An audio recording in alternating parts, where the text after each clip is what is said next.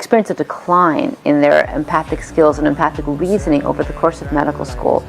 And the real issue seems to be that third year of medical school. The hidden curriculum encompasses the context in which the formal curriculum is delivered. Medical students are greenhorns supreme. They have no skills and they're smart enough to be aware of that. So the definition of the hidden curriculum is the sets of norms, attitudes, and policies that learners are exposed to implicitly embrace in order to assume their professional role. For 4 weeks, we pack them up and ship them off to the next rotation. So it's no wonder they spend the whole year in a daze.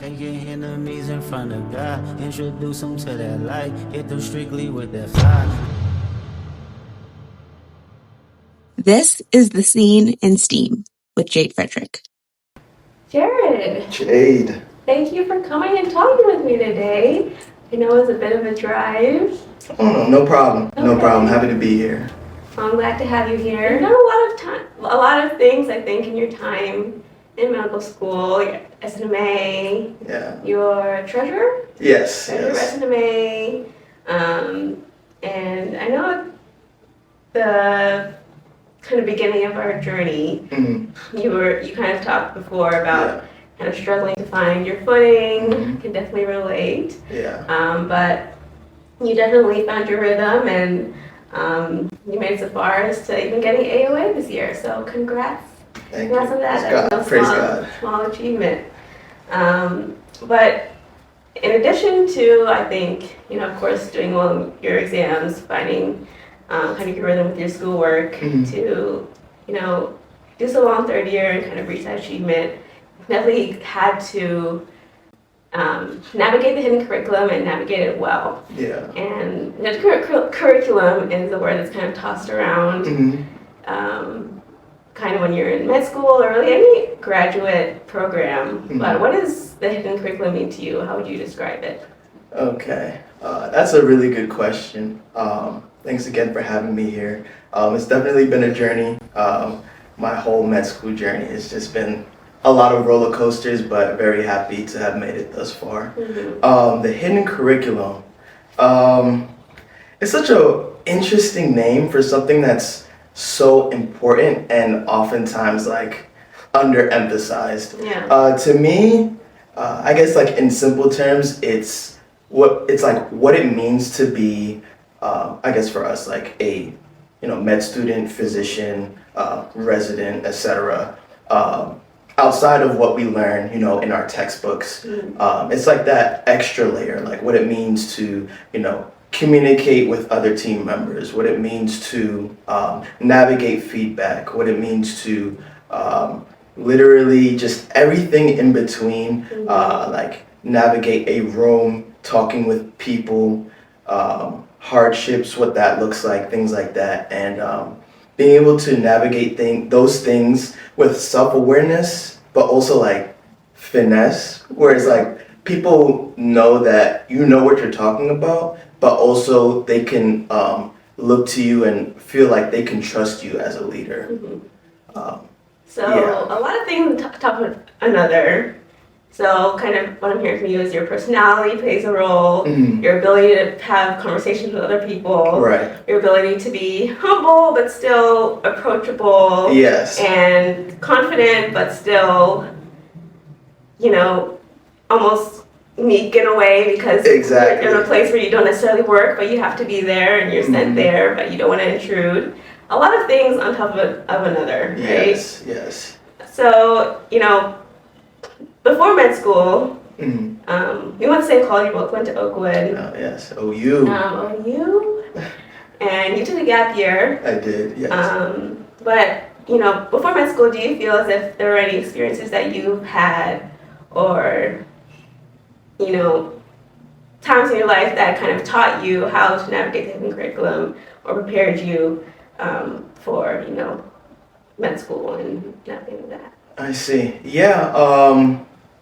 Honestly, the experiences that really come to my mind now are those experiences I've had where I've had some sort of leadership role or working, with other people in a team setting. So during my gap year, I was a server at Olive Garden in Huntsville, and having having to navigate, those spaces. Like, I'm a server, but I'm also working with like the other servers, the runners, of course, my managers, my service professionals, the line. Managing all those relationships and being mindful and being self-aware of how I speak to them, and also, of course, how I speak to them has to be still respectful, but it's a different, I guess, perspective of respect when I'm talking to my guests. I would say that is an experience that kind of helped me. Also, all 4 years of college and also in high school, I played soccer, and at Oakwood, eventually I was able to be a vice captain, and as a captain on a team, people often look to you, but it's something about being a leader in those in that space where being like accountability is super important, like leading but not being necessarily like overly boastful, leading with like quiet strength, staying grounded, being trustworthy, and things like that. Those kind of traits I feel like really helped me develop as a person and develop my character, and really translated well into this role as a medical student. And I feel like they would also translate really well as I become a physician. Yeah, absolutely. I feel like both of those roles, on paper they're very different, but that you both, like for both of them, you have to have very good communication skills. Right. And I think people really underestimate the power or the importance of being able to hold a conversation. Yes. When it comes to, how you're being perceived, or, like in the curriculum. I feel like so often it's kind of joked about, but we're like, just don't be weird. Like, just go in, be normal. Yeah, and I would say like I've always heard that, just be yourself, be normal, but it's just like, it's like when you're walking into these clinical spaces, oftentimes it's like you're walking on like eggshells, because it's like, you don't want to say the wrong thing. When you're asked a question, you want to say the right thing, but if you're not right, how do you like navigate, being able to admit that you're wrong without also, sounding like you've never learned anything a day in your life, It's just that balance. But I feel like being able to hold a conversation is just, it's super important. And like, because think about it, I mean, you can have the smartest doctor in the world, but if you can't have a conversation with them where you feel connected with them, where you feel like they see you beyond your chief complaint and as a complete person, then like you might feel like they know what they're talking about, but that connection is also, I feel, very important, if not just as important as that medical knowledge. Absolutely. And there are times where, when people would say that, like you said, like not really understanding what they mean, it's like, of course I'm going to go in there, make conversation, but then you kind of look around, you're like, not everybody can do that. Yeah. And it is difficult. Like I struggle even sometimes, managing, like, oh, yeah, I want to be authentic and say if I don't know something, if I don't know it, but I also don't want them to think I'm an idiot. Yeah. And not think I haven't like learned anything. Right. And I think, both are true, but I think you have to learn to navigate in a way that's beneficial to you. Exactly. So, but I guess in all those experiences that you've talked about, and your experience as a leader, as well as a server in Olive Garden, overall, how have you learned to navigate the hidden curriculum successfully, and what would you say to other people trying to learn how to navigate it? I see. Successfully. Yes, the AOA, you need to navigate the hidden curriculum successfully. Fair enough. For me, like, I would say it's a continuous journey of learning how to navigate it, navigate the hidden curriculum, and being, kind to yourself, and being able to like reflect on experiences that you have, positive and not as positive experiences.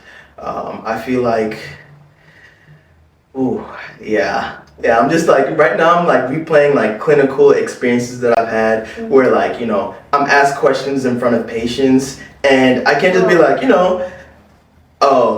I don't know. It's just like, as a patient, they have like an issue and like, someone's asking a question. It's like, I was like, something's coming to my, like, I can get back to you on that, or like I can research, showing like initiative, and, also being, honest enough to be like, I don't have it at the moment. I may not have the answer at the moment, or I can get back to you on that. It's like, just things like that.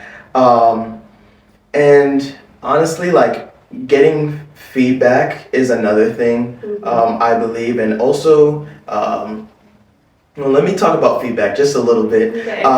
When it comes to feedback, just being open to like what people who are in those those positions have to say, and in addition, I feel like integrating that actively and intentionally moving forward. Because if you're speaking to a patient and like someone says to you, or like the attending says to you, hey, when you're talking about this sort of thing, and when it comes to this process is how we go about it, and then implementing that, and then they see that, they're just like, okay, like this person knows how to engage and respond to feedback, versus someone having to tell you the same thing over and over. It's just like, are they really hearing or listening to me?